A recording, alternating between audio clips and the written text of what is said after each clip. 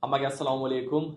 Bugungi suhbatimiz Javohbek Otaxonov bilan Dubayda ko'chmas mulk bilan shug'ullanadi va Dubayda O'zbekistondan ko'chib kelib, shu yerda mana shu soha bilan shug'ullanib, yosh millionerlarni o'stirishga yordam beradi.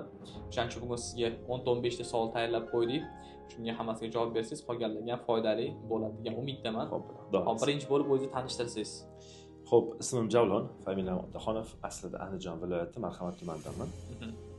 Pandemiya paytida men bu sohaga kirib kelganman. Ko'chmas mulk sohasiga kirib kelganman. Ungacha biz turli xil boshqa yo'nalishlarda ishlaganmiz. San'at sohasida, konsalting sohasida, asosan sotuv sohasida ko'proq umrimiz o'tgan.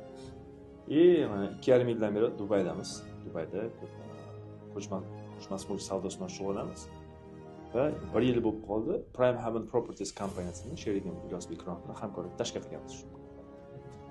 Asosiy faoliyatimiz ko'p qavatli uylar savdosi, villa, townhouselar savdosi bilan shug'ullanamiz. O'zingiz quruvchimisiz yoki sotib o'shadan protsent olasiz broker yoki? Bizda tayyor qurilish kompaniyasi uyni quradi. Biz o'zimiz mijozdan jalb qilib sotish bilan shug'ullanamiz biz. Va o'sha sotib berganimizga bizga komissiya to'lashadi. Siz sohangizda oyiga necha pul bo'lsa bo'ladi? Bizda odam o'ziga bog'liq. Kimdir topaman desa, agar bitta uydan sotgan uydan misol 2,5-3 ming dollar, 5 ming dollar pul chiqargan bo'lsa, kimdir bir oyda bitta sotadi, kimdir 2 oyda sotishi mumkin bitta oyda, kimdir sotmasligiga mumkin, kimdir har oyda 50 ming dollar, 100 ming dollar pul topishi mumkin. Bu odamni sotuv ko'nikmasi, muzokara o'tkazish, investitsiyani yaxshi bilish, networking, shunga o'xshagan bir qancha omillarga bog'liq. Shaxsiy brenddacha ahamiyatga egami? Juda ham ahamiyatga ega shaxsiy brend. Shaxsiy brend va kompaniyaning brendi bu eng muhim bo'g'inlardan biri biz sohada. Dubayda ko'proq Instagram va TikTok rivojlangan, to'g'rimi? Tushundim. Xo'p. Nima uchun o'zi siz O'zbekistondan Rossiyadan esa keyin Dubayga ko'chib kelgansiz? Siz bilan suhbat qilganimizda shu narsani aytib berdingiz. Rossiyaga borganim, Moskvaga borganim. Bu ancha yil bo'lib ketdi bunga. Paytda talabalik paytim, endi bitirgan paytim. Bundan 10 yildan oshib ketdi. 2012 bo'lsa 13 yil bo'ldi. Moskvaga borganim. Bu paytda yangi talaba, baribir ko'chaga chiqqisi keladi. Bizganda o'sha Malayziya, Tailand, keyin undan keyin o'zimning maqsadim Avstraliyaga o'tib ketish bo'lgan. Avstraliya bo'lmasdan keyin Moskvaga ketganmiz. Moskvaga borishdan asosiy maqsad Avstraliyaning posolstvosi bor. Bizda yo'q. Hozir bormayman bilmayman, lekin o'sha paytda posolstvo bizda bo'lmasdi. Faqat Moskva orqali. Shuning uchun men Moskvaga borganman. Moskva orqali Avstraliyaga o'tib ketish rejasi bo'lgan, lekin 2 yil qolib ketganman Moskvada. Kursdoshlarim bilan u yerda ishlab, hayot menga yoqib qolgani uchun. Qaytib kelib, keyin o'qishimni davom ettirganman. Dubayga kelganimga endi 2,5 yildan oshib qoldi. Bilasiz, ko'pchilik talabalar, ko'pchilik yoshlar institutni bitirib, nimadir O'zbekistonda ish qilmaydi, Dubayda emasda, ko'pincha Rossiyaga qora mehnat qilish uchun boradi. Bu bo'yicha fikringiz o'zi qanaqa? Masalan, aytaylik, bitta o'zbek bir jaydar bola bor deylik, misol sifatida. Shu inson Rossiyaga ketsa qanaqa plus minuslari bor va Dubayga kelsa qanaqa plus minuslari bor va ularning farqini tushuntirib bersangiz, Dubay va Rossiya bozorini. O'sha siz aytgan jaydari bola men bo'lganman. Misol oddiy hech qanaqa bir perspektiva deydi, bu narsa yo'q bo'lganmanda. Bir qanaqa planlar, rejalar o'sha paytda yaxshi shakllanmagan paytda Rossiyaga borib turib, lekin menda Rossiyada plus tomoni shaxs sifatida juda tez o'stiradi. Moskvada ham plus tomoni. Qora mehnat qilgani uchunmi? Qora mehnat qilgani uchun emas, muhit borligi uchun. Yaxshi muhit bor yerda. Faqat endi u yerda ham muhitni to'g'ri tanlash kerak. Yomon muhit ham bor, yaxshi muhit ham bor. Endi men omadim yaxshi insonlarda qatoriga tushganman. Muhitga bog'liq. Moskvada ham, Dubayda ham, Amerikada ham hamma joyda ham bir muhitga bog'liq. Hamma joyda ham misol qadriyatlarga to'g'ri keladigan muhit bor, sizning orzularingiz, maqsadlaringizga mos keladigan muhit bor. Butunlay kriminal yo'lga olib ketadigan, siz hayotdan izdan chiqartiradigan sohalarda ham kelib o'sha muhitga tushib qolishingiz mumkin-da. Bu avvalo o'zingizni talablaringizga bog'liq. Shu talabdan kelib chiqib muhit tanlaysiz o'zingiz. Meni fikrim, qayerda bo'lishidan qat'iy nazar odam o'zini ustida ishlashni birinchi o'ringa qo'yadigan bo'lsa, ustoz topsa, bunga chegara ahamiyatga ega emas. Qaysi mamlakatda bo'lish ham ahamiyatga ega emas inson. Chekka joyda, chekka rivojlanmagan mamlakatda ham kelib o'zi hozirgi zamonda internet orqali bemalol zamon bilan hamnafas bo'lib, shaxs sifatida o'sib, kelib bo'lsa onlayn kompaniya yaratib, misol bemalol o'zining karyerasini yaratsa bo'ladi. Endi men o'ylashim bo'yicha, o'zimning shaxsiy fikrim, Rossiyaga ko'pchilik qora mehnat uchun boradi, stroykada ishlaydi, yoki yana boshqa joylarda ishlaydi. U yerda masalan vlojeniyasiz, ya'ni investitsiyasiz ular summa topishi mumkin. Oyiga $1000, $1,500, balki $2000, balki undan kamroq yoki ko'proq bo'lishi mumkin. Endi lavozimiga va ishiga qarab. Men ko'pincha Rossiyaga o'zbeklar qora mehnat uchun ketadi deb bilaman, chunki o'zim Rossiya borganda bitta samolyotda borardik, yo'da bilasiz, Rossiya fuqarolari aeroport turganlari unaqaga hurmat bilan qarashmaydi, kimdir deport qilib qaytarib yuborishi ham mumkin. Yaqinda mana shu Dubayga ketayotganda ham bitta o'zbek xalqimizdan bir inson ketayotganda uni qo'yib yuborishmadi, O'zbekistonning o'zidan ayolga nimadir narsasi chiqdimi, peribir chiqdimi, nimadir bo'lgani uchun. Men bu gaplarni nima demoqchiman, to'g'risi Rossiyaga vlojeniyasi boradi, o'ta pul topadi.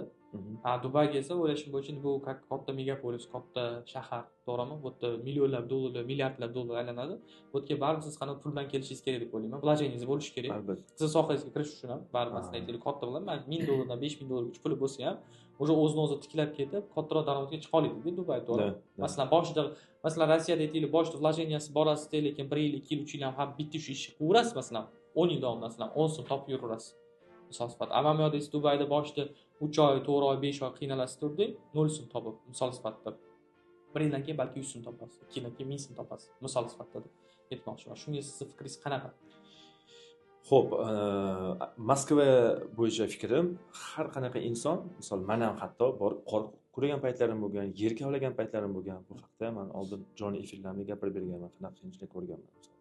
O'sha narsalarda menga faqat hozir plus rezultat bergan deb eslayman, chunki qiyinchilikka, musofirchilikka zo'r moslashtirgan, adaptatsiyaga. Moskvada bo'lganim boshqa mamlakatlarga moslashib ketishimga ancha sabab bo'lgan, zamin yaratgan. Endi lekin qora ish bilan uzoq muddat qolib ketishni qoralayman lekin. Moskvaga boradi ko'pchilik. Qanaqa ishda ishlash muhim emas. Halol bo'lsa, любой ishni boshlash kerak misol. Lekin doim maqsad bo'lishi kerak, ko'tarilish misol. Shaxs sifatida shakllanish va hayotning sifatini oshirish. Qora ishda emas, misol boshqa kattaroq lavozimlar bor, rus tilini o'rganib, misol endi bu Moskvadagi hayot haqida. Haqiqatan siz aytmoqchi, Moskvada karyera boshlash uchun birdaniga katta pul kerak bo'lmaydi. Siz aytmoqchi, misol oziq-ovqatga hajat ham uncha katta emas. Lekin Dubayda nafaqat biz sohada, ko'chmas sohasi, istalgan любой sohaga kelib ishga kirib, o'zini oyoqqa turg'izib olish uchun moliyaviy yostiqcha bo'lish kerak baribir. O'rtacha Dubayda xarajat 500-700, eng minimalni ekonom qilib yashayman degan taqdirda oyiga $500-700 xarajatingiz bor. Oziq-ovqat, yashash joyi, transport hisoblaganmiz. Hop. Bitta ikkita savolim bor. Birinchisi, nima uchun siz mana shu ko'chmas pul sohasini tanlagan so'zingiz Dubayda sohalar ko'p deb. Ikkinchi savolim esa, yoshlarga pul topish uchun nima maslahat berasiz? 18 yoshdan 25 yoshgacha bo'lgan insonlar uchun. Xo'p, birinchi savol, bu sohaga men kirib kelaman deb men maqsaddan bo'lmagan boshida. Pandemiya paytida men onlayn biznes yarataman deb o'sha proyektlar ustida ishlayotgan paytimda menga telefon bo'lgan Andijonda ko'chmas sohasiga taklif qilgan. Sotuv sohasida tajribangiz bor ekan. Shu sohaga o'tasizmi? Uylarni sotib berasizmi? Shuna qilib menga yaxshi taklif bo'lgandan keyin men o'zim sinab ko'rmoqchi bo'lganman. Bu muvaffaqiyatli amalga oshdi. O'zim kutmagan holatda juda katta ob'yomda sotuv qilganmiz. Noldan sotuv bo'limini qurib yaratdik. Keyin tushunib yetdimki, o'zim ko'zim bilan ko'rdimki, bu sohada katta pul bor ekan va ishlab topish ancha oson ekan. Menda nimagadir oson amalga oshdi. Zosat O'zbekiston $1000 topsiz, Dubayda $10,000 topsiz deganida harakat. Endi bu aytgan narsa O'zbekistonda bo'lgan bo'lsa, o'sha ishni qilib yurgan paytimda menga taklif tushadi. Rus tilini bilasan, ingliz tilini bilasan, ko'chmas sohasida xabaring bor, sotuv sohasida xabaring bor. Nimaga Dubayga ketmayapsan? Nima bor Dubayda? Dubayda zo'r rivojlanadi bu soha degandan keyin men internet orqali qiziqib ko'rish boshlaganman. Qarasam, butun dunyo bo'yicha eng jadal rivojlanayotgan bozor Dubay. Keyin qaror qilganman Dubayga ko'chib ketishga. Aytasiz, 2,5 yildan beri shu sohada manda Dubayda eng qimmatga sotgan uyingiz qanaqa bo'lgan va eng katta daromadingiz yoki uyingizga bo'lmasa ham o'zi dunyo kategoriyasi bo'yicha o'zi qanaqa bir statistika bormi? Meni birinchi sotgan uyim Burj Khalifaga qaragan 2 xonalik adres Dubai Opera degan juda ham taniqli brend, luxury segmentdagi uy bor, o'shani sotganman. 3,850,000 dirham, bu dollarda $1,50,000 to'g'ri keladi. O'sha mana birinchi zerkan bo'ldi. O'shandan keyin naqd tashab ketma-ket o'sha sotuvlar keyingi oydan boshlangan. Birinchi sotuv qilganingizdan keyin ikkinchi sotuvlar osonlashib ketadi. O'shani necha pul daromad ko'rgansiz? 1 million dollarga. $25,000 komissiya bo'lgan menda. Men yangi bo'lganman. Menga juda ham katta summada pul bo'lgan shu paytda. Demak, bittasi 25 ming dollar pul topgansiz. Bitta sotuvni 25. Nima qilgansiz shu pulni? Dubayda o'ziga yarasha xarajati bor. Endi men ustoz ko'rmasdan oldingi videolarni aytganman. Ustoz ko'rmasdan biz ko'p ishlarni qilganmizda, natijada ko'p xarajatlar bo'lib ketgan. Lekin noto'g'ri yo'llarga pul sarf qilganmisiz? Noto'g'ri yo'l degani qaysi ma'noda misol? Endi odam erkak kishi puli ko'paysa, sekin ta'minotini misol sifatida quturishni boshlaydi. Qanaqa ma'noda? Masalan, Dubayda nima bor? Dubayda ikkita narsa bor deb o'ylayman. Birinchisi bu luxury onaqa sport karlar, mashinalar, rent-kar olish. Ikkinchisi bu, конечно, chiroyli qizlar. O'z bu narsaga qanaqa dunyo qarashingiz? Men bilmadim, tabiatdan endi yoshim shunaqami? Bizda endi sal 20 yosh, 25 yosh bo'lganda balki o'sha narsa men o'ziga maftun qilgan bo'lishi mumkin. Lekin menda qadriyatlarim sal o'zgargan. Bizda endi fokus oila, o'sha farzandlar. Chunki shirin farzandlaringiz bilan har kuni muloqot qilish, ularni Dubayga olib kelish, sharoit yaratish eng aktual mavzuga aylanadi. Meni yoshimda menimcha har qanaqa erkak shunaqa fikrlasa kerak. Endi 20 yosh, 25 yoshli odamlardan 38-40 yoshli odamlar farqi fikrdan ozgina farq bo'laveradi. Shuning uchun bizda unaqa narsalar bo'lmagan. Lekin oilam uchun yaxshi sharoitlar yaratilgan, juda ham chiroyli sharoitlar yaratilgan. U $25,000 keyinchalik yana bir necha bor kelgan hayotimizda yaxshi tomonga. Agar bunaqa imkoniyatlar bo'lmaganda biz bu sohada uzoq qolmasdan boshqa sohaga o'tib ketgan bo'lardik. Shuning uchun men Xudoga shukr qilaman mana shu sohaga kirib kelganim uchun, mana shu sohada menga yordam bergan ustozlarim uchun, sabab bo'lib qolgan ustozlarim uchun. Dubayga kelishimga sabab bo'lgan ustozlarim bor. Sotuvlarni amalga oshirishga yordam bergan ustozlarim bor. Hammasiga men doim duo qilaman, rahmat aytaman. Dubayga kelib, siz bilan masalan 1 yil shogird bo'lib yursa, nima natija unga qilish mumkin shu inson? Nima natija qilib bera olasiz? Ingliz tilini bilsa, sotuvni yaxshi bilsa va doimiy ushlashni bilsa, bugun anaqa fikrlar, bugun anaqa fikrlaydigan bo'lmasa, eng asosiysi, eng muhimi bu ingliz tilini bilishdan ham, sotuv ko'nikmasini bilishdan ham ko'ra muhim narsa bor. Agar bu narsa bo'lmasa, hech kim bu sohada uzoq qola olmaydi. 3 oydan 6 oygacha moliyaviy podushkasi bo'lishi kerak. Chunki bu sohada hech kim oylik bermaydi. Siz uy sotasiz, komissiya olasiz. Sotgan uyingizdan. Uy sota olmasangiz yuraverasiz. 1 oy, 2 oy, 3 oy, 6 oy, 1 yil kelyapsiz. Agar uy sota olmasangiz yuraverasiz. Hech kim siz uchun ishlab bermaydi. Hech kim siz uchun uy sotib bermaydi, misol. Masalan, siz shogird bo'lib ustozlik qilsangiz, qanaqa natija olib chiqa olasiz? Agar haqiqatan u sotuv ko'nikmasi bo'ladigan bo'lsa, endi avvalo Xudo oldindan manaqa kafolat bera olmaymiz, lekin agar yelkama-yelka biz bilan ishlaydigan bo'lsa, 20 ming, 30 ming, 40 ming bemalol pul topish mumkin. Oyga. Yo'q, birinchi yil o'zida. Birinchi yil o'zida ham bu sohaga kirgan odam uchun menimcha 20 ming bilan 40 ming dollar, meni fikrimcha bu yaxshi rezultat. Yangi muhitda, yangi kasbda bunaqa pul topish. Keyinchalik agar o'zini yaxshilab ish yo'lga qo'yib olsa, misol biz shogirdlarimiz orasida oyiga 5 dirham kvartira sotgan bolalar. Misol, har bittasi quygan sotilgan uydan o'zi hisoblang $2,5 $10 gacha pul qolishi mumkin. Har bitta sotilgan uydan o'rtacha 20-25 ming topgan. Bemalol, da. Endi inglizlarda bir gap bor, sky is limit deydi. Bu sohada limit yo'q. Qanchalik siz qabul qilishga tayyorsiz, qanchalik siz sotuv yaxshi o'rgandingiz, qanchalik ingliz tilini yaxshi bildingiz, qanchalik ko'p networking bor sizda boshqa brokerlar bilan, qanchalik ishga ko'proq vaqt ajratasiz, qanchalik ownerlar bilan ko'proq muloqotda bo'lasiz, shunga yarasha topadigan daromadingiz oshib boradi. Fokusni yig'ib o'sha turgan sari. Da, lekin bir ikki marta uy sotgandan keyin bolalar qo'liga pul kelishni boshlaydi, siz aytmoqchi, sekin yoqqa bu yoqqa chalg'ishda boshlaydi, ish ikkinchi darajaga tushib qoladi. Dubaydan zavqlanib yashash. Hamma sohada unaqa narsa mavjud bo'ladi. Da. Aynan o'sha joyda ushlab tura olgan, o'zini ushlab tura olgan, stabilligiga chiqadi. Dubayda bir oylik daromadingiz va xarajatingiz qanaqa? Bizda asosiy xarajatlar biz oilamizda villalar, kvartiralar shular ketadi. Avtomobil xarajatlari ketadi, benzinga, jarimalarga, misol. Jarimaga ko'p tushaman. Ayniqsa tezlikka. O'rtacha tezlikka jarima, bilmadim, O'zbekiston uchun juda katta summa, lekin mana 4,000 dirham bo'ldimi? $1,200 4,000 dirham. 2 haftada 4,000 dirham jarima tushdi menga hozir. Tezlikdan. Endi ba'zi paytda shoshib minasiz mashinani tezlik doim o'zgarib turadi. Bugun ko'rding. Telefonga chalg'ib turasiz, ba'zida paytda klientlar, investorlar telefon qilib qoladi. Shuning uchun oylik xarajatlarga biz albatta jarima qilamiz. Oylik xarajatda shunda qanaqa oyga necha pul chiqadi? Bizda stabilnost yo'q. Bizda agar yiliga hisoblasak, yiliga hisoblasak 100 mingga boradi hozircha. Oyga 10 mingcha rasxodingiz bor edi. Da. Undan ham ko'proq xarajatlar. Demak, daromad undan ham ko'proq. Daromad bunaqada. Misol bu oy uy sotdimi? Keyingi uy sotolmasligim mumkin. Sizda shunaqa narsa bo'lgan? Hammamizda bo'ladi. Hammamizda. 3 oydan keyin yana $1 million ga uy sotasiz, misol, keyingi oy yana sotolmasligingiz mumkin. Bilasizmi, sizda bitta narsa sezdim, juda ham realist inson ekansiz. Qanaqa ma'noda hamma narsani boricha gapirasiz-da. O'tirib olib, mana O'zbekistonda kamera turibdi, yo men millionerman, men Dubayda har kuni uy sotaman, menimcha pulim bor, ondan sotaman. Yoki bu sohada risk yo'q, pul topib tashlasan degan narsa masala ko'rmayapman. Yaxshi. Endi qanaqadir odamlardan ko'rayotgan insonlar bu narsa atalqit qilishi ham mumkin va xullas o'zligi bir oy sotsa, bir oy sotmasa men qanaqa bo'laman degan. No, achchiq haqiqat baribir yaxshiroq. O'zimdagi holat aytyapman. Bu degani hammada shunaqa degani emas. Shunaqa bolalar bor. Fokusni shunga qaratgan. Endi biz nimaga bunaqa deyapman? Menda boshqa proyektlarimiz ham bor-da. Boshqa proyektlarimiz bor. Siz hozir bitta kelayotgan daromadingiz ko'chmas mulkdagi holatni aytdim. Sotiladi, sotilmaydi deb tamamda emas. Bu ko'chmas mulk bo'yicha agent hayotida shu narsa bor emas.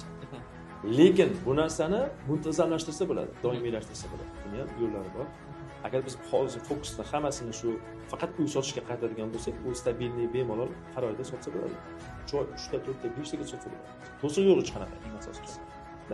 Biz hozir Rate Fund degan Ilosbek bilan yangi proyekt ustida ishlayapmiz. Bu yoqilsa Islom davlatlarida ham, Birlashgan Arab Amirligida ham yangi proyekt bu.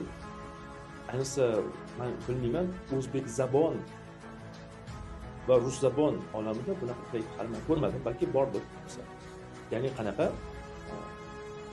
$1000, $2000 puli bor odam ham ko'chmas mulk investor bo'lishi mumkin va shu sarmoyasi bilan mutlaqo bepul ko'chmas mulk orqali investitsiya qilib daromadini ko'paytirishda bilimlarini ham olib borishi mumkin. Mutlaqo bepul.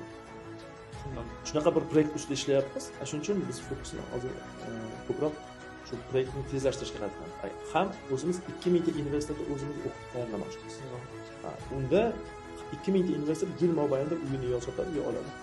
Va o'shandan keladigan daromad bemalol o'z hisoblab olasiz. $5000 dan agar har bitta mijoz investorda tranzaksiyasi kompaniyaga daromad olib keladigan bo'lsa, 2000 ta tranzaksiyadan $10 million yillik daromad bor. Fokusni shunga qaratganmiz hozir. Tushundim. Dubayda eng katta qilgan xatoyingiz va buni oqibati nima bo'lgan? Dubayda ko'p xato qilganmiz. Eng kattasi. Eng kattasi deb aytishim mumkin bo'lgan narsa, uni oldin efirlarda ham aytganman. Ustoz topmasdan, o'zbeklarni topmasdan birdaniga Dubayga kelib olganim bo'lgan. Tayyorgarlik ko'rmasdan.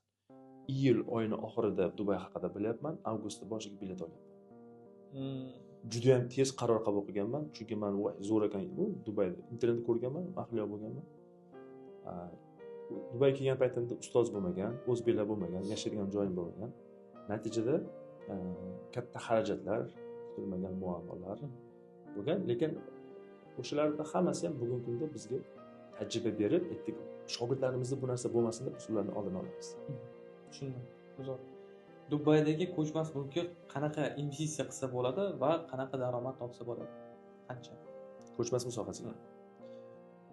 Ko'chmas sohasida endi yo off plan degan narsa bor, ya'ni hali qurilmagan uylarni oldindan 10%, 20% to'lab turib, qolgan qismini 80 oy, 90 oy ichida 1% dan to'lab uzib olish imkoniyatlari bor, hatto proyektlar bor. Bunaqalar lekin tez sotiladi. Eng kamida 3 yilgacha bo'lib to'lash imkoniyatlari bor, hech qanaqa foizsiz, hech qanaqa ipoteka aralashtirmasdan. 10%, 20% ni to'laysiz, uy siz nomingizga o'tkaziladi. Shunaqa proyektlarga sarmoya kirishlari mumkin. Ya'ni aytaylik, Dubayda uylar narxi $135-140 ming dollardan boshlanadi. Ularda $150 deylik, butun qilib $150 Ularning 10%, 20% ni to'laganingizdan keyin uy siz nomingizga o'tadi. Bu 30 ming, 36 ming, 40 ming, 42 ming atrofidagi pul bilan bemalol investor bo'lish mumkin. masalan $100,000 pulingiz bor, $100,000 masalan ko'chmasini sotib oldingiz. 5 yildan keyin sizda уже necha pul pulingiz bor? Necha pul qanaqa sostangiz bor? Ya'ni bu o'sishi demoqchiman. $100,000 tashqari har oyda agar $2,000 qo'shimcha daromad ham kelib turadigan joyi bo'lsa, pul keltiramiz. Bu sarmoyani 5 yilda bemalol $1 million olib chiqsa bo'ladi. Bemalol. O'zini demak strategiyasi bor. Albatta. O'zining statistikalari bor, bizda raqamlari bor. Nimani hisobiga Javlon aka buni $1 million ga aylantirsa bo'ladi deb agar kimdir bizga qiziqish bildirib murojaat qiladigan bo'lsa, biz o'tirib hisob kitob qilib beramiz. Hisob kitob ochib beramiz. Tushundim. Ko'chmas mulk bo'yicha kursingiz bor. Shu kursingizdan top 3 ta layf hak eting. Pulli informatsiya bo'ladi. Ko'chmas mulk bo'yicha. Ko'chmas mulk bo'yicha endi ko'chmas mulk savdosini o'rganaman degan yoshlar uchunmi? Balki savdosi, balki o'zi ishlashni, balki pul topish mana o'zi avtosiy kursingiz bor, o'sha yerdan 3 ta layf hak eting bepulga. Bepulga. Biz aslida hammasini bepulga aytamiz. O'sha bepulga aytgan narsalaringizni bitta joyga to'plaganmiz misol. Faqat u yerda tartibli bor, talab qilish bor. Bilim internetda tiqilib yotibdi, misol aslida. Lekin o'sha bilimni majburlab amalda bajartirish bu ustozni shogirdga beradigan qiymat hisoblanadi. Ya'ni natijaga olib borish shu orqali amalga oshadi. Bo'lmasa hamma internet orqali ma'lumot olish mumkin hozir misol. Mana men shu narsani efirga ham aytaman misol. Biz o'rgatadigan narsani internetdan o'rgansangiz bo'ladi. Lekin natijaga chiqa olmaydi. Nimaga bizda bu chiqadi? Chunki biz majburlaymiz, o'qiydigan kitoblar bor, majburlab o'qitiramiz misol. Harakatlar bor, majburlab bajartiramiz. Farq shunda. Tushundingizmi? Rezultatga biz pul topishga majburlaymiz. Dangasalik qilmasdan fokus ishga qarab turishga doim ruhlantirib turamiz. Bizning qiymatimiz shunda.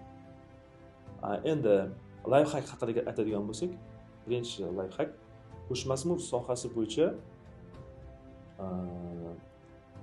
tez daromadga chiqmoqchi bo'lsangiz, ko'pchilik aytadi, qurilish kompaniyalarini o'rganish kerak deydi. Brokerlik kompaniyalarini o'rganish kerak deydi. Lokatsiyalarni o'rganish kerak deydi. Binolar, proyektlar, qaysi qurilish kompaniya qanaqa proyekt qurdi, razmerlar qanaqa, hammasini o'rganib chiqish kerak deydi. Mana men sizlarga aytadigan gapim. Shart emas bunday o'rganish. O'rganadigan boylig'i ikkita kichkina detal bor. Buni hamma qo'ldan keladi shu narsa. Hamma odam qo'ldan keladi. Ikkita kichkina detal bor.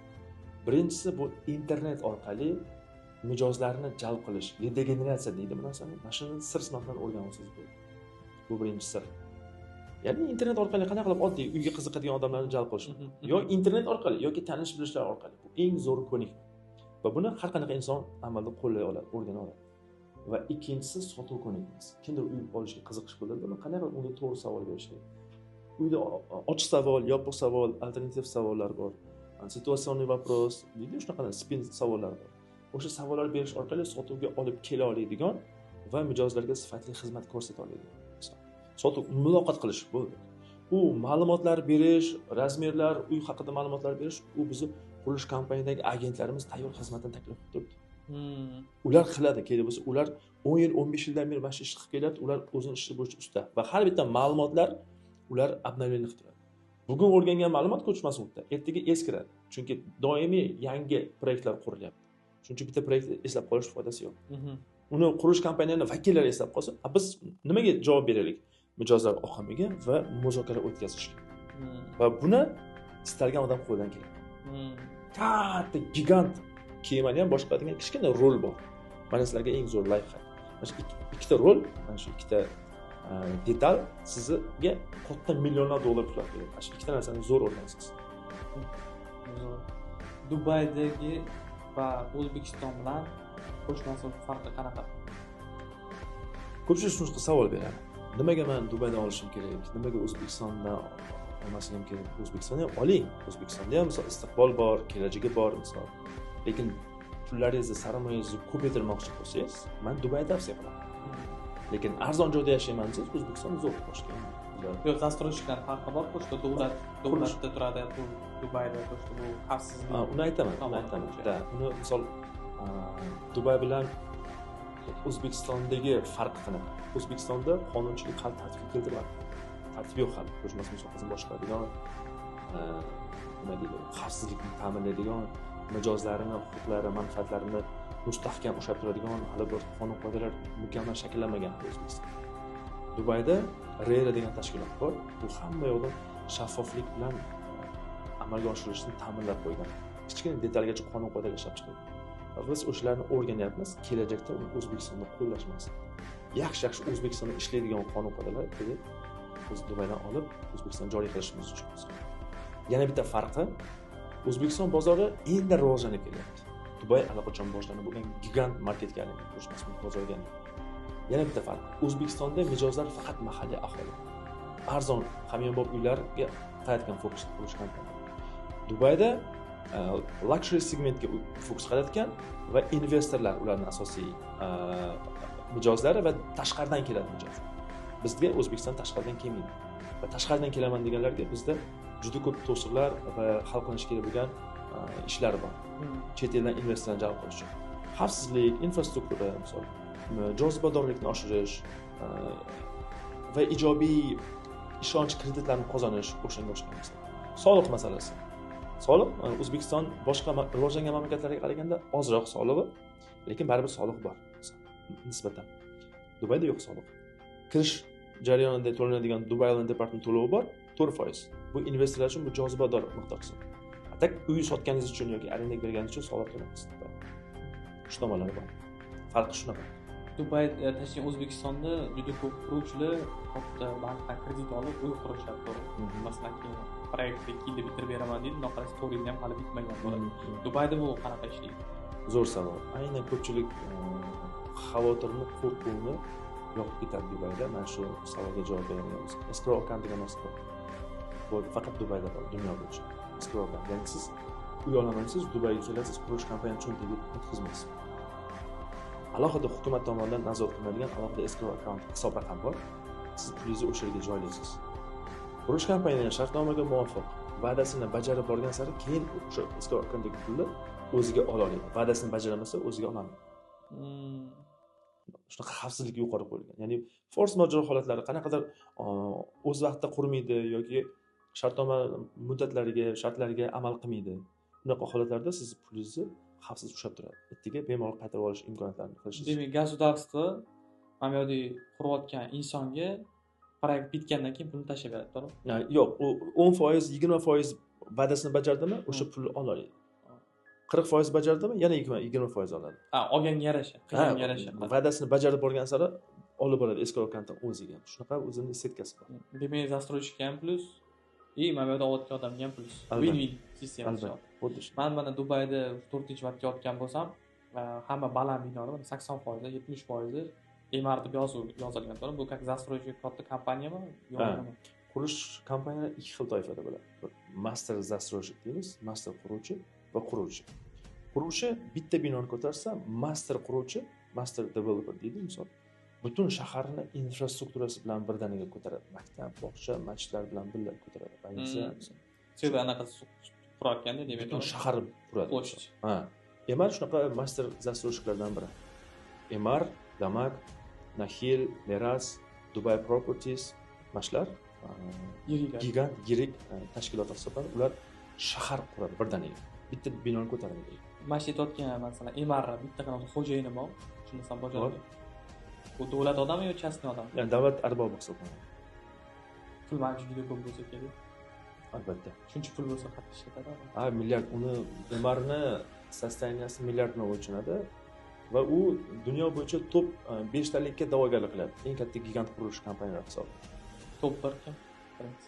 U menimcha Amerikada bo'lsa kerak. Men bilmayman. Da. Emarni proyektlari nafaqat Dubay Birlashgan Arab Amirligida, balki Pokistonda bor va boshqa mamlakatlarda qurilgan.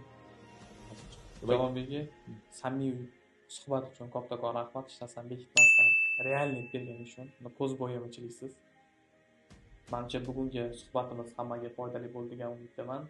Rahmat Javob aka. Sog' bo'ling, salomat bo'ling. Sog' bo'ling.